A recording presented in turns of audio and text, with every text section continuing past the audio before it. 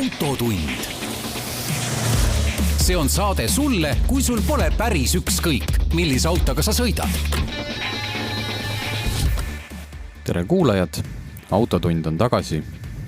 Meil tekkis väikene saadete paus seoses graafikute, lendude ja proovisõitudega. Aga tänu sellele on meil täna rohkem materjali, millest rääkida. Stuudios Tarmo Tähepõld ja Sulev Ladva Autogeeniuse portaalist. Kavas on uudiseid Eestist, välismaalt ja lisaks muidugi proovisõidud. Ja proovisõidud võib võtta vist kokku sõna alla kuumad luukpärad. Ja kõik muu sportlik. Jah, pluss veel üks väga eriline auto. Aga sellest räägime pärast. Ütleme, et sellise auto proovisõitu Eestis ei ole veel olnud. Uudised. Ei, enne uudiseid. Kuna stuudios on Sulev, kellega ma üks päev kohtusin, nii Sulev juba naerab, ta teab, mis tuleb. Ajasime juttu minu auto kõrval. Nägin, et üks lind oli õnnistanud mind. Ja kuna väljas sadas vihma, auto oli märg, siis ma võtsin lihtsalt taskust salvrätiku ja pühkisin selle sealt ära. Sest, et ta oli märg, ta tuli hästi ära ja nägin, kuidas Sulev nägu tõmbus krimpsu. Ja ta ütles, et kuidas tema seda teeb. Kirjelda, kuidas sina eemaldad. Tuled õue, vaatad, loodus on ilus ja kaunis, aga linnud ikkagi lasevad auto peale. Mida sa teed? Alustame sellest, mul on pagasnikus alati mõned mikrofiiberlapid ja siis puhastusvahendid, millega saab erinevaid linnu väljaheidete variante ja nende plekke kenasti eemaldada. Aga kõige lihtsam on lihtsalt see, et seda vahendit ise lased kiiresti suure survega peale, et see natukene üritaks midagi lahti saada. Siis paned mikrofiiberlapi peale, sellele plekile, siis mikrofiiberlapi peale uuesti seda vahendit. Kui on vett, siis võid ka vett panna, et see läks hästi märjaks. Ja siis õõrnalt tõmbad ära, kui on uuesti, siis proovid uuesti. Et võimalikult vähe nagu hõõruda, rohkem nagu tõmmata, sest et seal on mingi võivad olla kivikesed või seemnikesed, mis võid kriipida. Selge. Sellega seos mul tuligi meelde, et kui tihti see üldse või mis on näiteks mingid 3 asja, mida sa vaatad tänaval, tanklates, mida inimesed oma autodega teevad ja sa mõttes haarad peast kinni ja tahaks minna neid õpetama? No see esimene, mille peale ma arvan, see teema meil üldse tekkiski, on see, et tanklates on need klaasipuhastid, ämbri sees need laiad. Klaas ja tuled ka vist. Ja tuled ja seal on isegi mõndades tanklates isegi on silt kirjas, et ainult kasutada klaasid ja tulede peal. Just, et täpselt, et meie teame, et see on tuled ja klaas, aga inimesed kasutavad seda... Aga terve auto peal ja ma olen näinud küll, et kuidas härra tuleb, pargib oma auto ära ja võtab selle välja ja siis selle asjaga käib terve auto üle. Nühib, et ta tulnud just maalt, su auto on mullane, et lükkaks enne linna minekut natuke puhtaks selle švammiga sealt. Et seal tõenäoliselt on vesi, mida ei ole vahetatud 2 päeva, mis on siuke must nagu tökat. Ja siis on see švamm, mida keegi ei ole vahetanud 2 aastat, mis on räbalateks, ja siis sa käid sellega oma auto üle. Et sisuliselt sa tegelikult tekitad sinna liivapaberi, et sa võtad ja nühid, nagu sa võtaksid väikse liivapaberi, laseksid edasi-tagasi, et just, siis švammiga nühkimine on sama. Jah, põhimõtteliselt küll, et see on üks... Sellega teeb ikka väga palju kahju oma autole, aga... Seda on eriti valus vaadata. Aga mis veel võiks olla sellist asjad, mille peale inimesed nagu ei tulegi, et see on nii loogiline nende jaoks. Minu jaoks oli ka see linnu siit ära pühkimine täiesti, eriti kuna auto oli märg, et ma ei hakanud sealt küünega nagu kraapima, vaid... No okei, kui ta on märg, siis see nagu, alati vedelik on see, mis aitab väga palju. Et kui ta juba on märg, siis see nagu vast ei ole nii hull.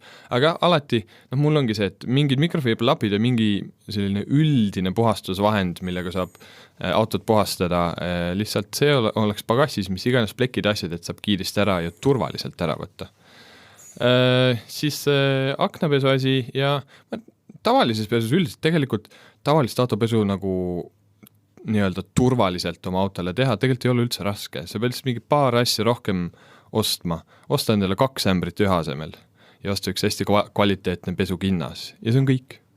Selge, et nüüd on suvi, kõik tahavad oma autost pesta, õietolmu, tavalist tolmu ja nädalavahetuseks auto läikima. Just. Järgi kõigid juhendeid. Aga lähme uudiste juurde. Läksime lobisema. Tänane uudis, McLaren andis või näitas autot, mida loomulikult kamuflaažituna on juba nähtud nädalaid, McLaren GT. McLaren Inglise autotootja jube kihvt, et nad siin ju just saavutasid 20 000 auto piiri pärast seda, kui nad 2011 või millal jah, kui nad alustasid selle MP412 jah, et kui nad nagu nii-öelda tagasi tulid või siis ma pean tunnistama, et alguses ma jõudsin järge pidada. Aga nad teevad, ma ei tea, nii palju erimudeleid, tähendab, neil on see 500 seeria, 700 seeria. Jah, põhimõtteliselt on see, et neil on nagu sportautod, superautod ja hüperautod, Okay, need nagu liinid. Ja siis nendest kõigist tehakse veel eriversioone, see Longtail, ma ei mõtle nüüd, siis tuleb see täielik hüperauto, see Speedtail tuleb ka varsti. Nii, et McLareni mudelitega on isegi asjaga kursis oleval inimesel natuke raske järge pidada. Aga McLaren GT on piisavalt oluline auto, et seda siin välja tuua. Selgita, mida McLaren nüüd valmis tegi? See on huvitav lahendus. Ennekõike ei tohi seda segama jääda juba sportautode seerias olevaga 570 GT-ga, mis võiks siis arvata, et see ongi siis nende see GT-mudel. Juba läks segaseks. Just, et juba tegelikult läks segaseks. Aga see on ikkagi nagu selline nende see tõeline sportauto, mis on lihtsalt natukene mugavama, natuke rohkem on pandud nahka interjööri ja sellised asjad. Et GT tähendab, eks ju, Grand Tourer. Just. Tähendab seda, et ta on tohutult võimekas, kiire, võimas, aga sellega sisuliselt on võimalik sõita ka näiteks Prantsusmaalt Monacosse niimoodi, et su pea, mugavuses, et su pea ei huuga pärast ja selge ei valuta. Aga nüüd see GT-mudel ongi see otse mõttes rivaal Aston Martin DB11 ja ka Bentley Continental GT-le. Ja mis teeb selle ainulaadseks, kuna see on McLaren, et see on ikkagi keskmootor, et see ei ole see, et on see nii-öelda 2+2 istmed, esimootor, suur võimas ja lihtsalt aga kas tal taga need naljaistmed on või on ta ikkagi täiesti kahekohaline? Ta on ikkagi täiesti kahekohaline, aga sellel pagasiruum on vähemalt video pealt hinnates on hästi pikk. Et selle pagasiruum, kui ma väga mööda ei pane, oli 420 liitrit äkki, mis on rohkem kui fookuse luukpäral. Pluss 150 veel ees. Ja väidetavalt, et kui need kokku panna, siis puhtalt liitrites, muidugi kuidas sa neid liitrit kasutad, neid asi, aga puhtalt liitrites need 2 pagasiruumi on rohkem kui Volvo V90 universaal, väidetavalt. Ma ei ole seda kontrollinud, aga ühes artiklis oli kirjas. See kõlab küll, jah, ilmselt siis Volvo ilma istmeid alla laskmata. Just, seda kindlasti. No, aga see Bentley Continental GT on ju V12 mootoriga, kas isegi oli topelt V12? Jah, topelt V12, et hiiglaslik selline, kas ma ütlen ikkagi maantelaev, et McLaren, ma kujutan ette, on ikkagi selline, et ringrajal need 2 ilmselt võistlema ei peaks. Võistlema ei peaks, jaa, sest et ta on ikkagi, need näitajad on ikka nagu McLaren, et 620 hobujõudu, ta 100-ni läheb, kas oli 3,2 sekundit ja 200-ni alla 9 sekundi. Okay. Ja, aga see põhitrump on sellel kaal. Ma vaatasin, et see kaal oli 1530 midagi, kui ma eksi. Ja Bentley topelt V12 on 1875 ehk et 300 kilo, 300 kilo on vahe. Et tihti superautosid ehitatakse ja siis seal pannakse nende eriversioonidel ukselingid asendatakse näiteks nahkribadega, et võita 400 grammi. Siis jah, Bentley ja McLaren täiesti eriklassis selles osas. Täielikult. Aga auto nägi välja äratuntavalt McLarenlik. Jah, ja ta on kõige pikem McLaren, mis hetkel tootmises on, et see Speedtail, mis veel tuleb, see on muidugi eraldi ooper, aga hetkel ta on kõige pikem ja suurem McLaren, mis neil tuleb. Briti erilistest kiiretest autodest tahaks veel ühte uudist ära mainida, et eelmine nädal, et need on need uudised, mida saad Eestis teha. Et kuskil Inglismaa või Saksa turul ei oleks mingi uudis see, et kuulutuste portaali pandi midagi müüki. Absoluutselt mitte. Aga Auto 24 ilmus üks päev üks Jaguar. Jaguar XE, kes teab, Jaguar XE on sedaan, 4-ukseline. Kompaktne premium sedaan. Nagu BMW 3 seeria, eks ju. Aga see Jaguar maksab 252 000 eurot. Tuli uus. Põhimõtteliselt isegi registrisse võtmata läbisõitu ei ole. Miks auto nii palju maksab? Sest see on väga eriline. Kes selle omanik varem oli, et ta nii eriline on? Kas tõesti Elton John? Otse tehasest. Aga jah, see on see Jaguari Land Rover, see SVO, see Special Vehicle Operationsi poolt tehtud projekt 8, mis on siis täiesti üle tuunitud sedaan. Ainukesed, kui me ei eksi, ainukesed 2 kerepaneeli, mida nad jagasid, oli katus ja äkki esiuksed. Ja see oli kõik. Jah, et see on tavaline XE, milles on 2 keredetaili XE-st. Just, ja kõik muu on üle tehtud.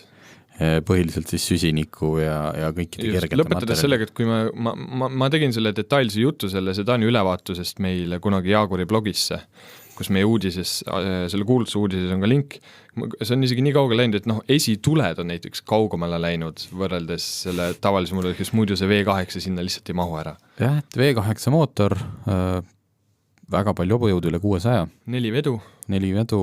Ühesõnaga, ta on tituleeritud kohati ka maailma kiiremaks sedaaniks. No see natuke vist vaieldav, sest minu arust on tal taga puur ja tal istekohti taga tegelikult ei ole. See on valikuline. See on valikuline, okei. Et sa saad tagaistmed ära võtta, tagauksed jäävad, aga saad tagaistmed ära võtta ja sinna puuri asemele panna, aga see on valikuline, jah. Tõenäoliselt see on täiesti tipptasemel super sportauto. Ja muidugi hästi suur tagatiib. Jah, see on... Ma helistasin ka sinna seda Nordauto müüb, et komisjoni müügina, et küsisin muidugi selline, minu selline innuendo või altkõla, kuidas öelda, taustaks kõlas kogu aeg küsimus, ei tea, kas proovisõitu ka saaks, aga ei, ma sain kohe esimesest lausest aru, et komisjoni müük, et keegi eestlane ongi selle ostnud, kuidas ma mõtlen, halvasti kõlab, aga spekuleerimise eesmärgil. See, mida selliste haruldaste superautodega, seda toodetakse ainult 300 ühikut vist oli. Ja. Mida haruldaste superautodega tihti tehakse, et ostetakse kiirelt ära, ennustatakse, et see ilmselt võib kohe järel turul minna hinda, ostetakse ära ja siis hakatakse kasumit kokku roobitsema. Jah, tulevikus kindlasti, ma kujutan ette, kui kiiresti selle auto hind tõuseb, aga ma arvan... Aga sa mäletad, mis ta alguses võis maksta, sest ma ei ole seda välja leidnud, et kui praegult müüakse seda 252 000-ga. Ma pole isegi 100% kindel, kas Jaagor on avaldanud selle hinna, see on nii selline igale kliendile oma hind, et... Jah, tõenäoliselt seal paarkümmend tuhat ikka seda vahel on. Tõenäoliselt küll, jah. Aga igal juhul, kellel veerand miljonit vedeleb, ei oska neid börsil keerutada, ei oska neid indeksfondidesse panna. Ja ühtegi superautot ei taha, siis on väga eriline seda on. Jah, et ma arvan, et meie Sulevi ja minu garantii on, et selle hind väga palju ei kuku. aga see oli hinnang, mitte lubadus. Jah. Aga väga äge, et Nordauto salongis saab seda autot praegult näha, et minge visake pilt peale, kui autofänn olete. Teeme väikse pausi. Autotund. Autotund tagasi. Sulev Ladva, Tarmo Tähepõld. Korraks Eestisse ka. Õigemini eelmisel looga me olime juba Eestis, aga ütleme sellist igaühele kasulikku infot. Et talvereffidele kehtestati uued nõuded. Ausalt öeldes see uudis oli selline, et natuke isegi piinlik, ma olen seda fakti kuulnud, aga kui keegi mult oleks küsinud, ma ei oleks osanud sellest rääkida mitte midagi. Et ei, meil ei keelata veel ära naastreffe, seda lootust või kartust ei ole, kuidas keegi vaatab, aga aastast 2022 hakkab üks märgistus rehvidel väga oluliseks muutuma. Kas sina oled kunagi talverehve ostes teinud kindlaks, et kas sul on see kõige parem rehv? Mina arvasin, et kuidagi ma ei oleks selle peal tulnud, et ühesõnaga jutt käib siis lamellrehvidest, mille peal on kirjutatud M+S, ehk siis maad pluss snow, muda ja lumi, selline iga ilma rehv, ilma naelteta. Et tegelikult ainult sellest ei piisa, vähemalt aastast 2022 alates.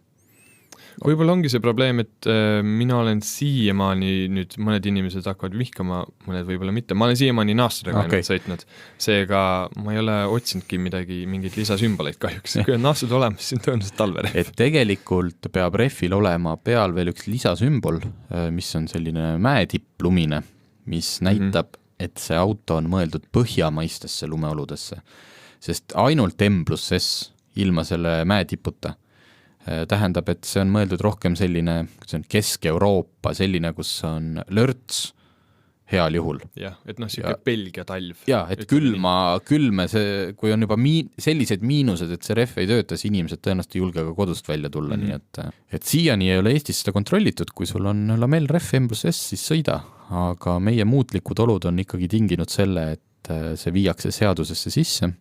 Miks see hakkab kehtima 2022 on selles asi, et kellel on praegult need rehvid, mis on ainult M+S ilma mäetiputa.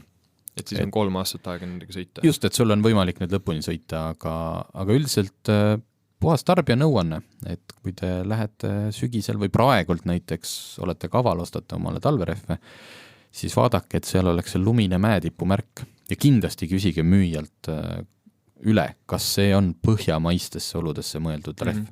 Kui ta ei oska vastata, hakkab seal, ma ei tea, otsima mingid märgised, et ta ei tea, siis küsige rehvi ise näha. Küsige rehvi näha või mingi teise müüja juurde. Just. Kui müüja ei ole kindel, kas see rehv sobib põhjamaistesse oludesse, siis ta peaks minema koolitusele. Nii, elektriautod, me ei saa sellest üle ega ümber. Tulevad. Küll nad tulevad, kas aasta, 10 või 20 pärast või midagi muud tuleb, aga Eestis ei tule ja ei tule sellepärast, et Eestis ei ole kuskil laadida. Eks see suuri miinus ongi see infrastruktuur. Infrastruktuur, meil oli ju infrastruktuur, meil ehitati kvoodirahadega valmis, tohutu võrgustik, kogu Euroopa oli uhke. Ja siis selgus, et meil ehitati vale võrgustik. Või tähendab, ehitati ainult ühe standardi jaoks. Ja. Nüüd kogu maailm, kõik need autod, mis praegult turule tulevad, kasutavad teist standardit. Selleks on meil laadijaid paar tükki Tartus, üks Jüris, ühesõnaga, seda lugu kõik teavad. Siis tehti hange, et kes võtab need Elmo asjad riigilt üle ja hakkab, ja seal on kohustus ehitada need ümber õigeteks, ehk siis tähendab mitme standardi peale. Ja nagu riigihangetega ikka, osalejaid oli mitu, see üks võitis ja teine kaebas kohtusse. Ühesõnaga, käib üks igavene kemplemine, kellel õigus on, ei tea. Aga õnneks selle taustal hakkavad tekkima ka ikkagi mingid võimalust, et Elektrilevi, kes siis seal hankes pakkus kallimat hinda ja ta vist kuulutati võitjaks ja siis see teine just, kes pakkus soodsamat või paremat hinda, vaidlustas. Et Elektrilevi on nüüd lubanud, et see aasta panevad nad püsti 10 laadimisjaama. Ja. Hoolimata hankest. Ma ei tea, kas sa nüüd hakkasid mõtlema elektriauto ostmise peale? 10 laadimisjaama peale veel mitte. Et 10 laadimisjaama, ma tean, siin on mõned tanklad on rääkinud sellest, et see tundub nagu ehe näide turumajandusest, et kui nõudlus on ja keegi seda, nagu riik ei suuda pakkuda ja kõik näevad, et vaja on, et siis ilmselt turg ise lõpuks reguleerib selle asja ära ja keegi hakkab tegema. Kuskilt peab keegi otsast lahti tegema lihtsalt. Aga loodame, et Elektrilevi saab need 10 jaama see aasta valmis, püsti, tulevad veel mõned, tekib konkurents ja siis natukene hoogustub ka elektriautoturg. Meil on veel mõne nupu jaoks aega. Kas sina oled käinud Youngtimer campil? Jaa. Kas 1 või 2 korda? Ma käisin sellel esimesel siis. Vaatamas või osalemas? Kahjuks vaatamas. 2017 oli esimene, kui ma eksi? Jah, üle-eelmine aasta. Siis ma käisin. Väga-väga äge oli. See on noorklassikute näitus, oleme nendest ka rääkinud, autod, mis on vähemalt 25 aastat vanad, ehk siis kõik see 90-ndate äge kraam, mida me mäletame oma ajast, BMW E30, Ford Sierrad. Siuksed lapsepõlveautod. Lapsepõlveautod, need on kõik juba Youngtimerid, pluss muidugi võib ka vanem olla. Selles mõttes seal nagu sellist vanuse ülempiiri ei ole, et sa võid tulla sinna ka natukene või siis palju vanema autoga, sest Laitses toimub juulikuus ja uudis on selles, et nüüd on alanud taas registreerimine. Et kõik, kellel on kodus äge või heas korras Youngtimer, registreerige ennast ära, osalemine on tasuta. Minge näidake, saate teistega kokku, see on tõeline selline hobiautode suvepäevad. Ma ise ei ole sinna jõudnud, sest samal ajal on Viljandi folk ja ma arvan, et ma ei jõua ka see aasta. Aga meil käib, ma saadan sinna siis fotograafi ja siis Sulev läheb ja siis te pärast räägite, kui kift see jälle oli. Jaa, ei see esimene aasta oli tõesti hästi kift ja arvestades, et kui selle korraldati esimest korda, siis autode ampluaa või kui nii öelda, oli tõesti väga, väga kihvt. Et ma kindlasti, eelmine aasta ma lihtsalt ei saanud minna, aga see aasta kindlasti üritan, annan endast parima. 27. juuli laupäev, et see on ka publikule minu arust tasuta.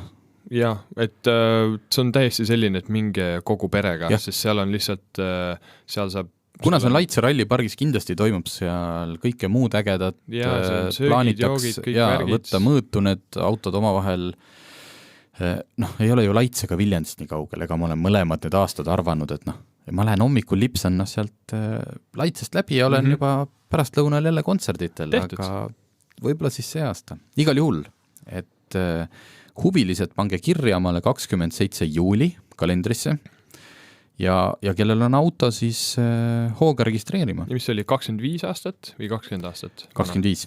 No ja siis, praegu seisuga toodetud enne 1994. aastat. Okei, ja kui see aasta ei saa, siis äkki järgmine aasta, sest see aasta aina liigub. Just. Ja nii. Ja me jõuame veel üks väike nupp, mis mul täna jäi silma, mis on lihtsalt nii traagiline, et ma mõtlesin, et ma jagan seda kõigiga. Et kuidas töötab inimmõistus ja mitte üldse nagu ärilises plaanis ta alati ei tööta, kuigi võiks arvata. Et üks advokaat mingil põhjusel kogus Ferrarisid. Selliseid mitte väga kalleid, väga palju tal neid ei olnud, 13. Aga siis tal tuli kahjuks raske haigus ja ta võttis oma kollektsiooni ja pani selle ühte lattu. Siis läks haigus veel nagu halvemaks ja tal jäid mõned laomaksed nagu hiljaks ja maksmata. Ja mida tegi laomanik? Laomanik võttis Ferrarid ja tõstis need lihtsalt, ma ei tea, millega siis puksiiri või millega, tõstis põllule, laost välja, lao kõrvale ja jättis need sinna. Mingi aja pärast seal vistis see omaniku sõber või keegi klaaris need arved ära, maksis võla ära, maksis kõik, aga nad ei läinud kontrollima ja see laomanik ei tõstnud neid Ferrarisid sisse. Ja nad seisid seal siis ligi 10 aastat põllu peal. See on tõesti traagiline. Et nüüd, kui need sealt siis lõpuks pikkade kohtulahingute järel kätte saadi, siis pildid, mis avanesid, need on Autogeeniuses, on see lugu olemas, on ikkagi väga masendav, et mis juhtub ma ei tea, võib-olla seal pääsesid siis vandaalid ligi, et osadel olid seal ka klaasid näiteks katki, kui klaas on katki, ja siis mõndel oli interiör ka natukene ikka nagu justkui nagu rebitud. Just, et siis ta läheb ju kohe niiskeks hallitama, et ma ei tea, kui ma olen laomanik ja ma mõtlen, et mul oleks vaja raha kätte saada, et siis ma ei tea, ma võtaks need Ferrarid ja viiks teise kohta, teise lattu ja näiteks ütleks, et ma ei tea, enne me ei saa kätte või äkki need jäävadki mulle. Tihti, kuidas tekivad need küünileiud? Keegi unustab oma vara ära. Et iga kuu, kui ei maksa, võtan ühe Ferrari endale. Just. Et nüüd, kui need lõpuks on kätte saadud, siis tegelikult dokumendid on 13 Ferrari ja 2 Rolls-Royce'i kohta, aga põllul on ainult 11 Ferrarit. Et keegi isegi ei tea, mis nendest 4 autost on saanud. Õnneks 9 neist juba võttis üks diiler müüki ja on leidnud ka omanikud, et ühesõnaga, vist see lugu lõpeb hästi, seal oli üks Testarossa, 2 tükki 328, 308, 400i, mis on see natukene veidi. Ja siis oli 348, oli 3 tükki, et nagu selline, kuidas ma ütlen, tavainimese Ferrarid. Valdavalt need siis V8 mudelid vanemad lihtsalt. Et ühtegi 250 GTO-d seal ei vedelenud. Ma arvan, neid äkki niisama põllu peal ei oleks. Aga jah, et geniaalseid ärimehi on maailmas, et kes kindlasti vajavad need autod veel hulganisti tööd, aga loodetavasti on nad kunagi ikkagi jälle täies hiilguses. Teeme väikse pausi ja siis tuleme mõnes mõttes tagasi maa peal, Ferraride juurest tagasi maa peale. Autotund tagasi ja proovisõidu rubriigiga. Alustame Suleviga. Sulev, sina oled siin 2 saate vahepeal sõitnud 2 autoga. Ja. Mis need olid? Hyundai i30N, mis oli fastback kerega, mis on selline sedaan, mis on natuke stiilsem, näiteks Mercedes CLA.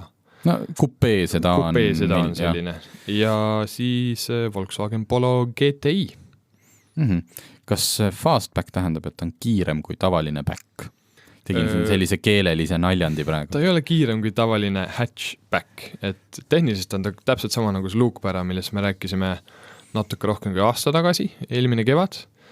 Et tehniliselt on ta kõik sama, kere on see, mis on erinev, numbrite kohaselt on pagasiruumis rohkem ruumi, et see on natukene praktilisem. See, kas välimus meeldib luukpärale rohkem või fastback rohkem, eks see ole iga oma inimese enda asi, et mulle pigem vist istub luukpära, aga eks ole selline disaini küsimus. Tegelikult miks see proovisõit oli oluline, miks ta siia saates mahtus, kuigi tehniliselt on auto sama, siis nüüd toimus see proovisõit ringrajal.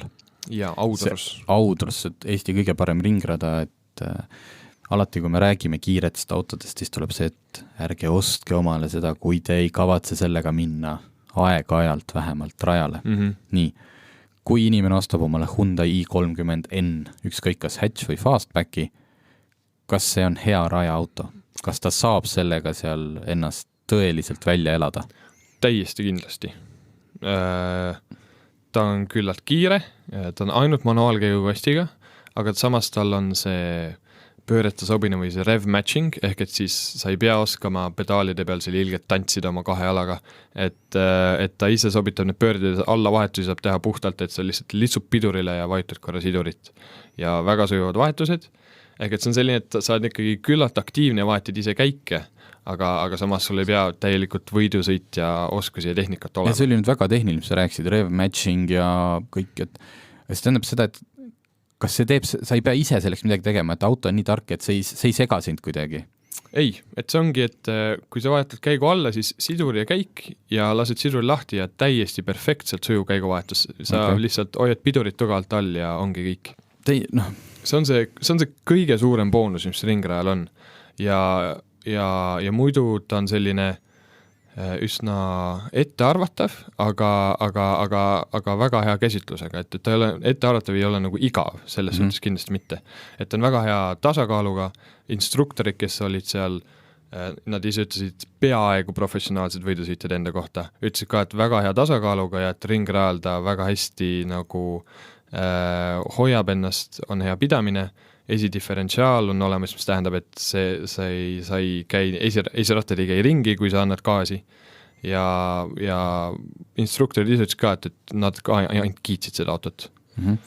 Et mis nagu, see ongi algajale, et ettearvatav, see on vist hea, sest ettearvatava vastand on ootamatus, et kui sa sõidad autoga piiri peal ja sa oled ringrajal, sul see ootamatult piir ära kaob, siis võib väga halvasti minna. Siis võib halvasti minna.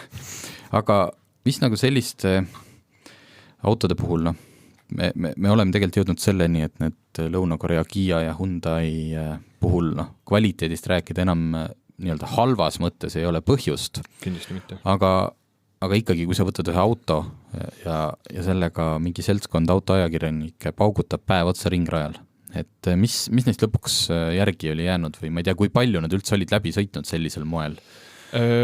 No seal ma ei tea nüüd, mitu ringu nad kokku tegid, aga iga grupp tegi vähemalt 8-10 ringi ja need autod olid, nii palju kui mina nägin, ikka pidevalt oli midagi rajal, mingid summutik kuskil kohe paukusid ja nad valdavalt käisid tankimas ja põhimõtteliselt juhta vahetamas ja olid kogu aeg rajal ja esimene asi, kui mina mõtlen ringraja kasutusele tavaautode puhul on see, et pidurid hakkavad ära kaduma. Et kui sa lähed lihtsalt oma tänavasõidu autoga lustima. Asjad lähevad liiga kuumaks, piduri peale all läheb pehmeks ja siis see pidurdusvõime kaob ära.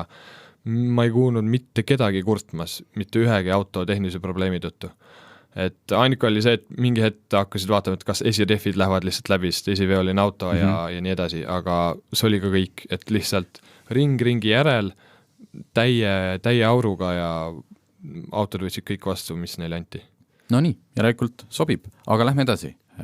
Polo GTI, Volkswagen Polo, sest et kõik, mina ise olen kogu aeg niimoodi, et Volkswageni kuum, tahaks sportlik Volkswagen, siis on ise Golf GTI, siin ei ole Golf GTI kohe. Ja ega see Polo ei olegi oma Golfi varjust siiamaani väga välja saanud. Jah, just, et see tundub, et Eestis ka, et kõik GTI-d, mis sa tänaval näed, on ju Golfid, ma ei ole näinud uut Polo GTI-d. Ega ka vanu. Just. Aga äkki see on see eestlaste värk, et eestlane tahab suuremat autot või kuidas sellega oli? Mis tüüpi auto ta on?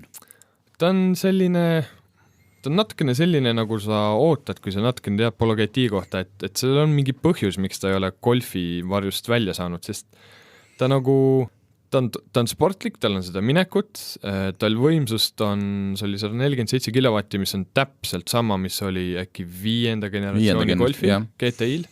200 hobujõudu. Just, aga kuidagi ta on selline, ta ei ole nagu nii fokusseeritud, et ta oleks nagu kogu aeg juba lõbus sõita, et võib-olla olid esirehvid natukene viletsat marki, ma ei tea, et näiteks esirehvide pidamine valdavalt just, kui sa annad gaasi selle võimsusega, ei olnud väga hea, kurvides oli okei, aga just see jõu mahapanek oli probleemiks näiteks.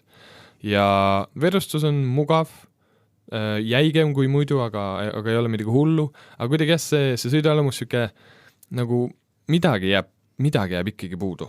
See on siis äkki selline, kas ma ütlen, Lõuna-Euroopa või selliste linnapiirkondade hot hatch, kus iga sentimeeter on arvel suuruse mõttes? Võib-olla küll, aga samas on see, et aga kas ta eelis see, et ta on näiteks kergem kui Golf? No, kas see annab nagu sõidurõõmule juurde, et sa oled nagu sellise väikse, ma ei tea, kardiliku tunnetust või? Tal nagu väga kardilikud tunnetust ei olnud, sest et näiteks enda kogemusest mul kõige hilisem võrdlus on see sama Toyota GRMN Yaris, mis meil oli. Ja see oli väga, kuigi selle interjöör sai meilt natukene kriitikat, siis see sõiduelamus ja sõidumaneer sai nagu väike kutikas, lähme, nüüd sõitma. Polol ei olnud seda, et kuidagi, aga samas on ta nagu, ta on mugavam, ta on kindlasti vaiksem, interjöör oli igati Dibens-Dobens, istmed olid hästi head, rool oli väga hea, hästi kvaliteetne nahk, aga see ongi see, et kui sa nagu ei taha, et kogu aeg on auto selline, et ütleb, et võta nüüd mul natis kinni ja lähme kurvidele, et natuke süke tagasihoidlikum, aga siiski, kui sa vajutad, et siis ta läheb, siis see Polo GTI on see lahendus. Kas vaatasime selle hind, see proovisõiduauto oli täisvarustuses 31 000 eurot. Kas seal oli, millest ta loobunud oleks? Ma saan aru, et 31 000 on päris palju sellise auto. See on päris palju. Sest Hyundai saad sa 29-ga. Jah, mis on suurem ja võimsam. Palju võimsam, palju suurem ja sama hea. Nii öelda. Ja, isegi. Aga mis neid siis, mis sa Golfi, ütleme siis Polos rohkem saad? No valda, eks ole see Volkswagen interjööri kvaliteet enne kõike, ja võib-olla see brändi hind, sest ega muidu midagi muud mehaaniliselt sa kindlasti seal ei võida mitte kuidagi. Aga seal oli hästi palju neid juhiabisid oli seal lisas ja kuidagi oli nahkrool lisavarustuses, mis tundus veider. Ta peaks olema standard. Oli multifunktsionaalne nahkrool lapatsitega, et äkki need lapatsid on see lisaasi seal. Et jah, kuidagi, eks see valdavalt ole see Volkswageni brändi tuntus ja see interjööri kvaliteet, mis tõesti oli hea, aga jah, et kui sa tahad sõiduelamust, siis GTI on arusaadavalt jäänud ka oma konkurentide varju, rääkimata Golfi varjust. Jah, et konkurendid siis ongi sama Toyota Grumman ja Fiesta ST.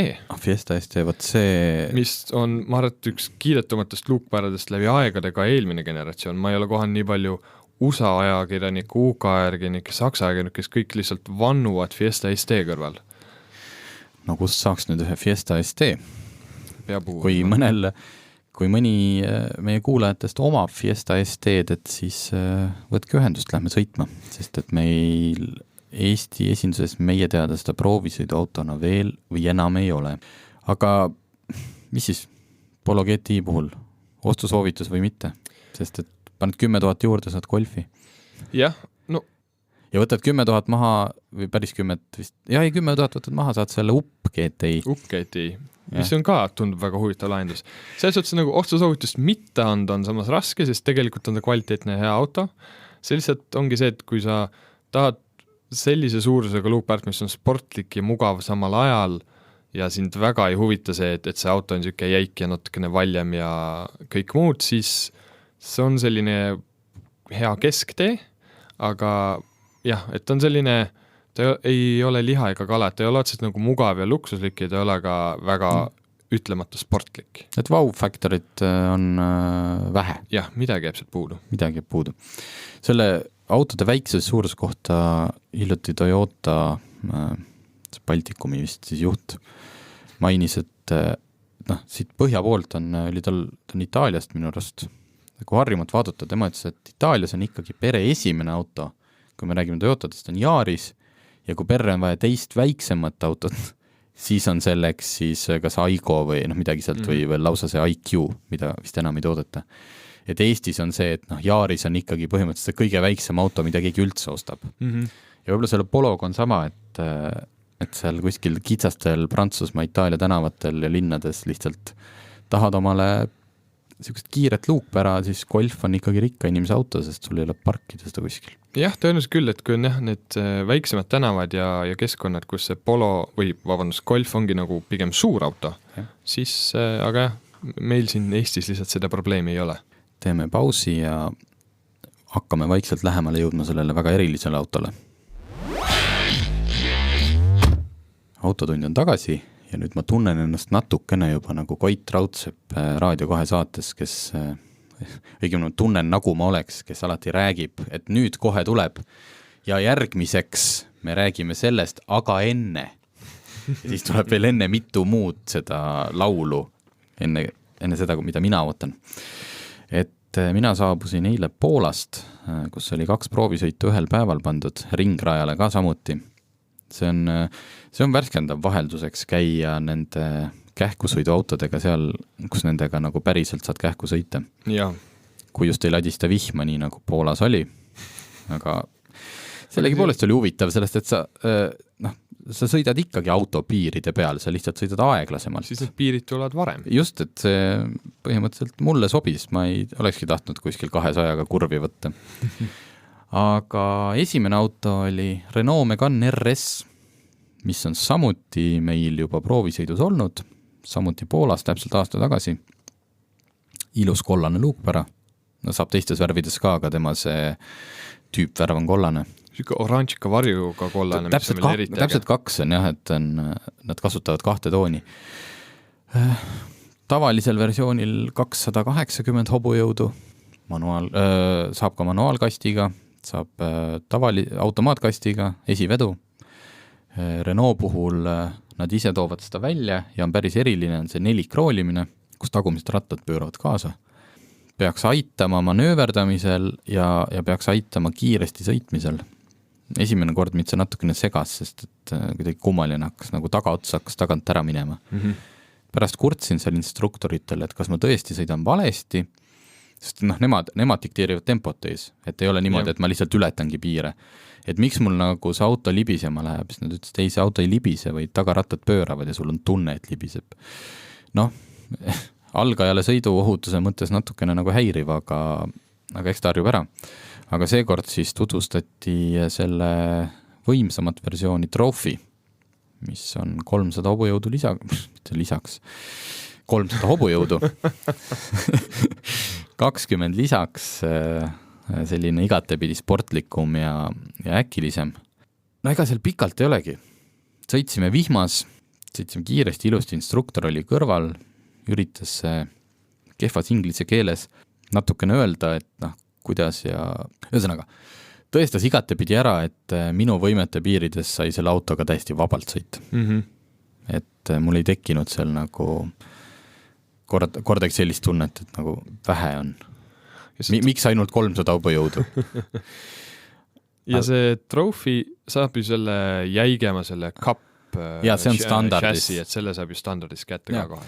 Ta on ikkagi väga, väga korralik see Renault sporti töö. Et kui Renault võtab ja hakkab mingit autot sportlikuks tegema, siis ta ei tee seda nagu poolikult.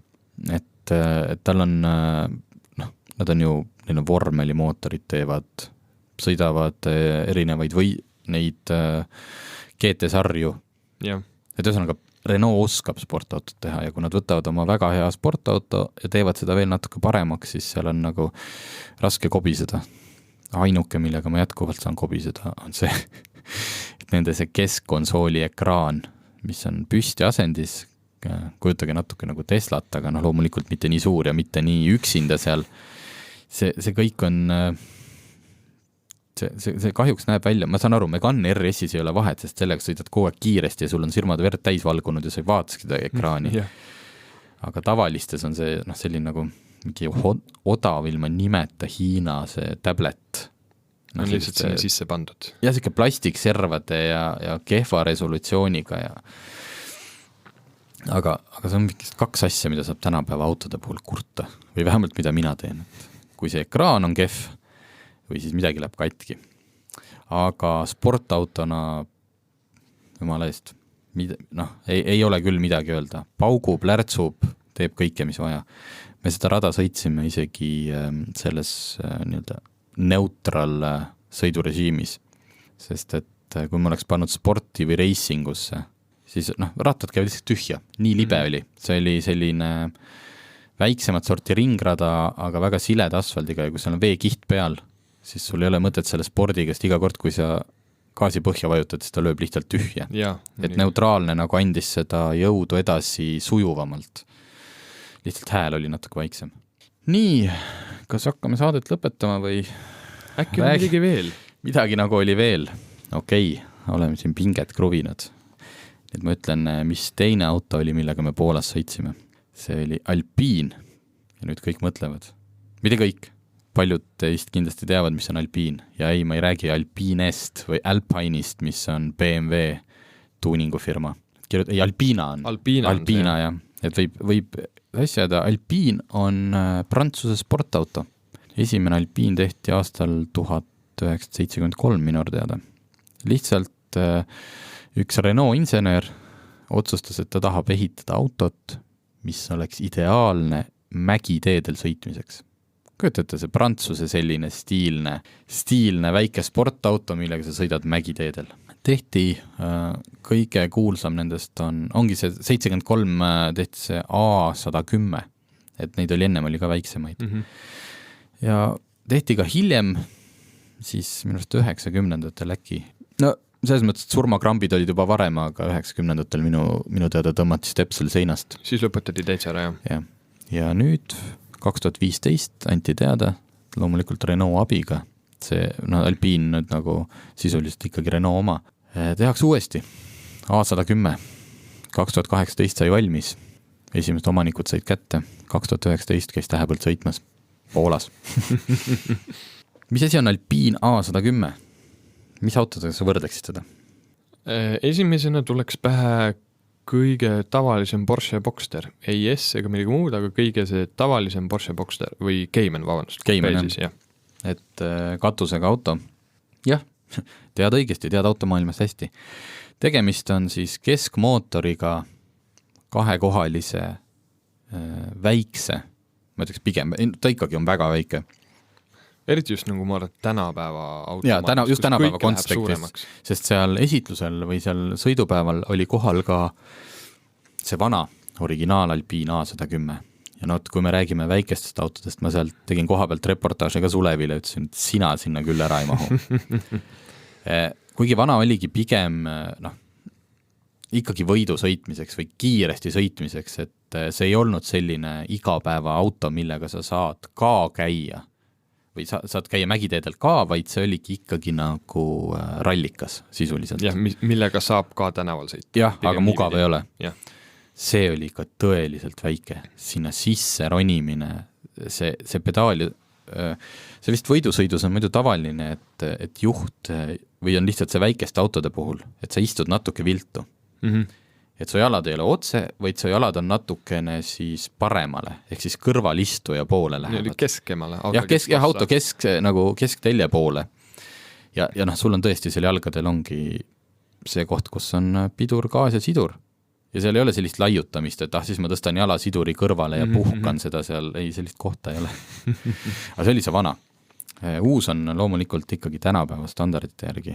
249 hobujõudu, 1,8 liitrine mootor, sisuliselt sama, mis on selles Meganis. Ainult automaatkastiga, loomulikult labadega. Sulev, küsi nüüd miks? Mina tean, miks. kui ma õigesti mäletasin, nad väitsid, et see automaat on isegi kergem kui manuaal. Väga hea, sa oled väga hästi teinud või siis teadsid juba sellest varemgi. Ja. Just nimelt, et ajakirjanike seas tekkis ka küsimus, et kui auto, mis on orienteeritud sõidunaudingule, ringradadele, et miks ei pakuta manuaalkasti võimalust ja täpselt see põhjendus ongi, et nad suutsid teha automaatkasti lahenduse palju kergema kui manuaali. Vanasti oli vastupidi, et automaati, esiteks nad ei töötanud hästi. Olid aeglased, kõik muu. Ja siis nüüd on vastupidi. Et kellele meeldib ise käike vahetada, ega sa seal rooli pealt saad seda ikka teha. Lihtsalt seda heel and toe ja kõik see lõbu jääb ära. Ja auto on sellist autode puhul on nagu oluline see, et kas nendega on lihtne sõita või ei ole. Et teha nagu võimsat sportautot, mis läheb hästi kiiresti 0-100 ja see ei ole üldse raske. Ma ilmselt naljamehed paneksid mu Toyotale ka paar turbot peale ja 0-100 4 sekundiga. Ikka saab. Aga ega sa edasi midagi ei saa, et sa kuskile kurvi sa sellega enam ei lähe või kui lähed, siis otse. Et sellised väiksed sõidunaudingu autod peavad olema hästi juhitavad ja seesama vihmamärg rada, loomulikult meil ei lubatud tänu sellele vihmamere rajale maha võtta seda veokontrolle. Sõita sai päris mitu ringi, mis oli rõõmus üllatus, sest me arvasime, et põhiüritus on nagu Megane RS ja siis Alpiini saab iga üks 2 ringi korraks niimoodi. Nüüd rahulikus tempos. Jah, et ärge autot nüüd siin piinake. Ei, vastupidi, instruktor oli kõrval, seal oli 4 Alpiin autot, meid oli kokku 16 ajakirjanikku, nii et sõita sai piisavalt ja oligi seal märjas, seal oli koonuste vahele tehtud neid šikaane juurde, et kiirused liiga suureks ei läheks. Ma tundsin ennast jube hästi. Ma tundsin nagu täpselt see tunne, et ma olen sõidukunn. Ma olen maailma parim sõitja ja ma ei taha seda kunagi teha, aga seal ma tundsin isegi seal märjas, ma tahaks selle veokontrolli võtta nagu 1 aste madalamale. Mitte päris välja. Need instruktorid, professionaalid võtsid pärast niimoodi, et võtsid täitsa välja ja tegid siis lõbusõite, et sa istud kõrval. See, kuidas nemad seda autot siis sellisel juhul käsitlesid ja ka spinne tegid, neil ei olnud nagu mingit vastutustunnet, et nad tulid sealt kuskilt, ilmusid kurvist välja, külg ees, lõpetasid saba ees ja panid jälle edasi. Et see oli tõeline fun. Aga nüüd ma ise olen siin soolot, ühesõnaga väike sükene täiesti äratuntava välimusega natukene punnis silmadega oli see vana, uuel on seda stiili, ta on hästi sarnane vanale. See on just väga kihvt, et nad on hästi palju ikkagi võtnud inspiratsiooni sellest originaal A110-st, et see on väga äratuntava välimusega selline väike sportauto. Et põhimõtteliselt on 3 aastat tehtud tööd ühe auto kallal ja see on tehtud väga hästi, väga hästi tehtud töö, see on nagu tõeliselt naudita väike sportauto. Nüüd ma küsin, minu tead selle hinnad on kuskil seal 50-60 000 juures. Minu arust Eestis on neid tellitud 2. Miks nii vähe? Mitte, et sa vastust tead, aga mis sa... Sest et Porsche Caymaneid on meil rohkem. On murdu. Seal on neid konkurente on ju... teoorias võib... M2 võib päris ei ole. See M2 on natukene juba selles teistmoodi statement ja väga palju võimsam, aga Toyota GT86 on vähem võimsa mootoriga, põhimõte muidu on sama, tagavedu, siuke fun sportauto. Aga ikkagi Porsche versus Alpine. Nii, palun Sulev, siin on sulle 60 000 eurot. Kas sellest Porsche saad? Saab. Ma mõtlen uue poest. Vot ma ei tea. Mart, võib-olla kui sa nagu mitte ühtegi lisat ei pane ja sa äkki satud mingisuguse pakkumise otsa, siis äkki saab. Ma otsin hinda, sa nii kaua räägi. Ma nii kaua räägin. Sa räägi nii kaua, kas Alpine oleks sinu valikus, kui sul ei oleks koera ja kõike seda? Ma võin ka koeraga selle auto võtta. Aga keegi jääb sellisel juhul koju. Keegi jääb sellisel juhul koju. Või koer läheb sülle. Aga ma arvan, et väga paljud autoentusiastid oleks öelnud 3 aastat, 4 aastat tagasi. Ütleme 3 aastat tagasi oleks kindlalt öelnud, et Porsche, sest neil on eelmise generatsiooni Caymanile Boxster oli 6-silindriline vabalt hingav mootor ja see oli see, mis oleks olnud Porsche trump täiesti vaieldamatult. nüüd on Caymanid ja Boxsterid 718 numbriga, 4-silindriste turbomootoritega, nagu on ka Alpine, mis tähendab, et Porsche üks suurimatest trumpidest nii-öelda selle mehaanika mastaabis on läinud ja see otsus on tegelikult väga palju raskem, ma täiesti ausalt ei oskaks öelda, ma võtaks selle samal ajast kasutatud Caymani, millel on 6-silindriline mootor. Aga... Ei kasutatud, me selle eest siis sa hakkad juba venitama, siis on äkki, no tegelikult saaks 911 ka, kui ma nüüd natukene veel vanema võtaks. 997 generatsioon. Aga ei, selles suhtes, et ma ütlen päris ausalt, ma ei oskaks seda otsust teha, sest mulle kohutavalt meeldib see Alpine. Välimuselt on minust väga-väga ilus ja kõik... Aga ainult ma nägin, kõik need 4 olid eri värvi, valge, siis sükene imelik tumesinine, hall ja siis nende see reklaamsinine, see millena, see alpiini sinine. Ja ainult see alpiin sinine oli ilus. Oli see, mis töötas? Jah, seda ma usun, jah. Aga jah, see on väga raske, sest Mart, me peame siia mainima, see oli ju viimane Top Geari aasta auto. See oli ka Euroopa aasta auto põhimõtteliselt, nad said Euroopa ajakirjanikelt Jaguari elektriautoga Viigi. Ja see, et sportauto. Selline väga spetsiifiline, kuhu sa saad kaasa võtta ainult ühe inimese, see... Ja Evo aasta lõputestis sai Alpine teise koha ja selle edestas ainult McLaren 600 LT.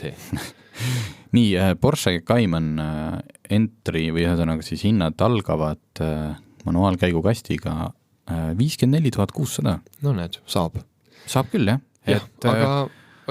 Aga minul päris ausalt ei ole, see oleks, ma arvan, et selle vastuse saaks ainult anda pärast sõidukogemust, sest et paberi peal ei ole, Porsche'l on see... Läheb tõesti napikaks, mina arvasin millegipärast Porsche on kallim. Porsche on see mark ja kogu see. Mark ja järelturu väärtus ja vabandust, ma pean ennast kordama, kogu see ekraanindus oli kole ka Alpinis. Ta oli teistsugune, aga ikkagi selles mõttes ta sellele Porsche rafineeritusele vastu. Jah, seda kindlasti Porsche interiöörid on tänapäeval täiesti enneolematult kvaliteetsed. Aga jah, ma arvan, see on selline asi, et pärast sa pead sõitma mõlema autoga, et päriselt teada saad, sest paberi peal ei suuda neid, ma arvan, et mitte keegi lahutada. Nii et siit siis üleskutse, Poolas on Alpiini esindus olemas, tänu sellele ilmselt oligi võimalik selline äge üritus korraldada. Nad ütlesid, et neil on 49 tellimust, millest lepinguni ehk põhimõtteliselt müügini on juba jõudnud üle 30 sõiduki. Aga Marts, jah. Et päris hea tulemus. Marts, algne küsimus, milleks nüüd Alpine ei ole, Marts ongi see see piiratus, sest esiteks nad ei tooda neid kindlasti äkki nii palju. Ei, see ainuüksi first editionit, ehk siis nagu ikka tänapäeval on kombeks, kui mingi uus auto tuleb, tehakse see esimene mudel, mida siis kõik jooksevad tormi, ainuüksi seda tehti 1955 tükki. Aga ma arvan, see on ikkagi mingi Caymani numbritega seda ei anna võrrelda, ma kardan. Et Marts on see, ja Mart, ka see tunglemine on väga suur. Nii palju, kui ma olen siis on näinud, et ega neid Alpine, neil on küll kasutatud turus müügis, aga nende, kui see on isegi mingi aastavan auto, ega nende hind ei ole üldse langenud, et ma arvan, et see nõudlus on selle auto järgi päris suur.